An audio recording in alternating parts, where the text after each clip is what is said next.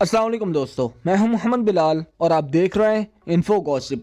इस दुनिया में 7 बिलियन से अबव इंसान रहते हैं जिनकी अपनी अपनी पहचान है, लेकिन उनमें कुछ इंसान ऐसे भी हैं जो सबसे अलग हैं। आज हम आपको बताएंगे ऐसे ही लोगों के बारे में। तो अगर आप जानना चाहते हैं इनके बारे में तो इस वीडियो को एंड तक देखिएगा। वीडियो अच्छी लगे तो उसे लाइक एंड शेयर कर दें।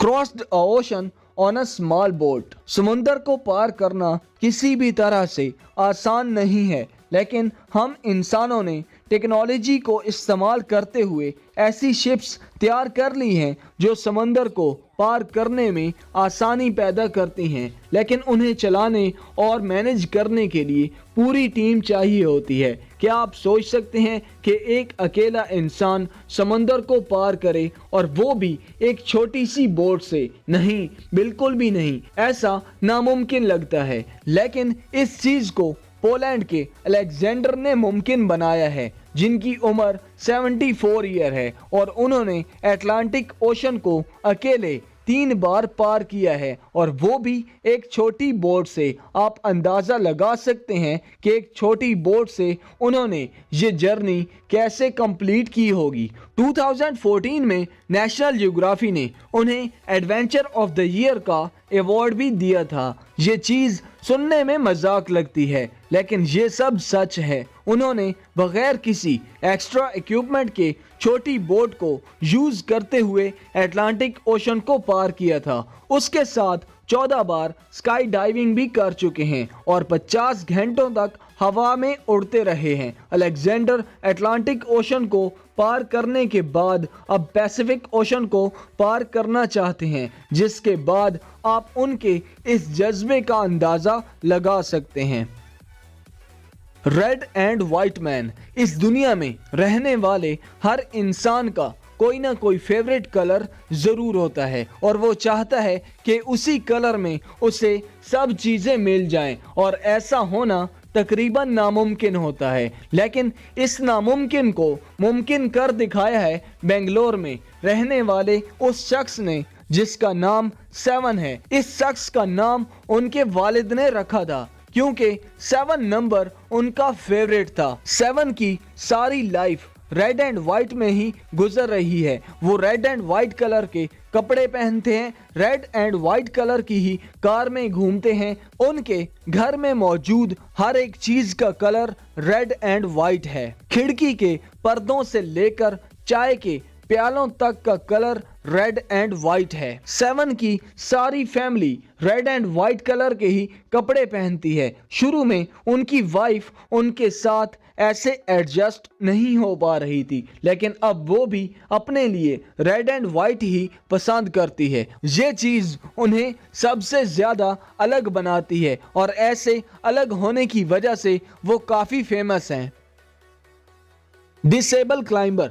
काइल मेनार्ड 1986 में पैदा हुए और वो शुरू से ही टोटली डिसेबल्ड थे, यानी उनके दोनों हाथ और पाँव नहीं थे, लेकिन उस सब के बाद भी वो काफ़ी एक्टिव और फिट हैं। वो हर तरह की गेम्स खेलना पसंद करते हैं, जिनमें फुटबॉल, वेट लिफ्टिंग, रेसलिंग के साथ क्लाइंबिंग उन्हें ज़्यादा पसंद है। इस सब के लिए उन्होंने बहुत ज़्यादा मेहनत की है। काइल ने एक बुक भी लिखी है और मोटिवेशनल स्पीचेस भी देते हैं, और इसके साथ काइल ने बगैर किसी मदद के माउंट किलिमंजारो को क्लाइंब किया है। काइल ने क्लाइंबिंग के इस सफ़र को 6 जनवरी 2012 में शुरू किया था, और उन्होंने इसे 16 डेज में कंप्लीट करना था, लेकिन काइल ने 15 डेज में ही इस सफ़र को कंप्लीट करके रिकॉर्ड बना दिया, क्योंकि माउंट किलिमंजारो को क्लाइंब करने वाले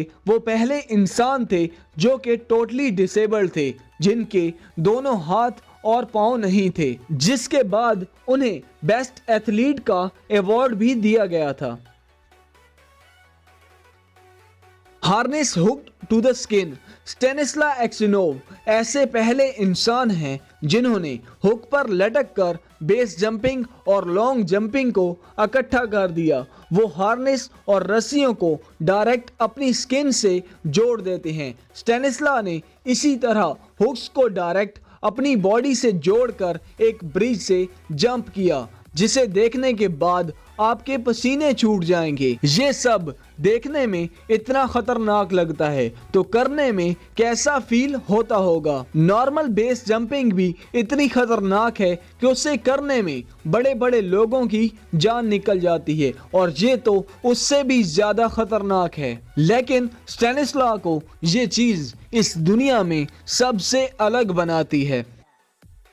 एन ओल्डेस्ट स्टूडेंट 2017 में नेपाल से ताल्लुक रखने वाले दुर्गा कामी 71 ईयर की एज में हाई स्कूल से ग्रेजुएट हुए, और इसी वजह से वो सबसे अलग हैं। बचपन में ना तो उन्हें किसी तरह की लर्निंग प्रॉब्लम थी, ना ही वो किसी क्लास में फेल हुए। ये अपने 10 बहन भाइयों में सबसे छोटे थे, और वो एक लोअर कास्ट फैमिली में पैदा हुए। उनके पास इतने सोर्सेज नहीं थे, इसलिए वो जिस स्कूल में पढ़ते थे वहां से उन्हें निकाल दिया गया, जिसके बाद वो काम पर लग गए और पैसे कमाने लगे। ऐसे ही जिंदगी गुजरती रही। उनकी शादी के सिर्फ थोड़े अरसे बाद ही उनकी वाइफ की डेथ हो गई। इस सब के बाद दुर्गा कामी ने स्कूल में एडमिशन ले लिया और बच्चों के साथ क्लास ज्वाइन की। उनकी ज़्यादा एज की वजह से बच्चों के वालिदैन को उनका क्लास में बैठना पसंद ना था। उन्हें बहुत तंग किया गया कि वो स्कूल छोड़ जाएं, लेकिन वो डटे रहे, और फिर आहिस्ता आहिस्ता वो बच्चों के साथ घुल मिल गए और सब ने उन्हें एक्सेप्ट कर लिया। दुर्गा कामी ने अब तक उस स्कूल से ग्रेजुएशन कंप्लीट कर ली है, जिसके बाद उनका कहना है वो अब मास्टर भी करेंगे। अब आपने कमेंट्स में बताना है कि इनमें सबसे अलग कौन है। उम्मीद करते हैं ये वीडियो आपको अच्छा लगा होगा और आप इसे लाइक एंड शेयर करेंगे। अगर अभी तक हमारे चैनल को सब्सक्राइब नहीं किया तो जल्दी से सब्सक्राइब करें। फिर मिलते हैं आपसे अगली वीडियो में एक डिफरेंट टॉपिक के साथ। अभी के लिए thanks a lot and Allah Hafiz.